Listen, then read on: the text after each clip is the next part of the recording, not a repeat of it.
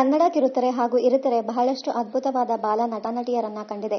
ನಟ ಪುನೀತ್ ರಾಜ್ಕುಮಾರ್ ಸೇರಿದಂತೆ ಹಲವು ಕಲಾವಿದರು ಬಾಲನಟರಾಗಿಯೇ ಮೊದಲು ಕಾಣಿಸಿಕೊಂಡಿದ್ದು.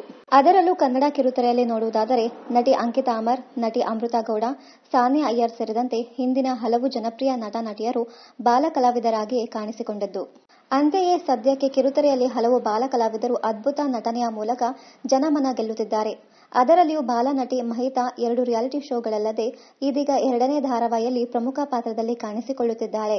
ಹೊಸ ಧಾರಾವಾಹಿ ಮೂಲಕ ಕಿರುತೆರೆ ಜನರನ್ನ ರಂಜಿಸಲು ಬಂದಿದ್ದಾಳೆ ಬಾಲನಟಿ ಮಹಿತಾ.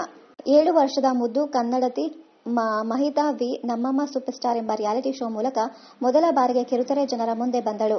ರಿಯಾಲಿಟಿ ಶೋನ ಉದ್ದಕ್ಕೂ ಬಹಳ ಆಕ್ಟಿವ್ ಇದ್ದ ಈ ಬಾಲನಟಿ ತನ್ನ ತಾಯಿಯೊಂದಿಗೆ ಬಹಳಷ್ಟು ರೀಲ್ಸ್ ಹಾಗೂ ವಿಡಿಯೋಗಳನ್ನ ಸೋಷಿಯಲ್ ಮೀಡಿಯಾದಲ್ಲಿ ಪೋಸ್ಟ್ ಮಾಡುತ್ತಿರುತ್ತಾಳೆ.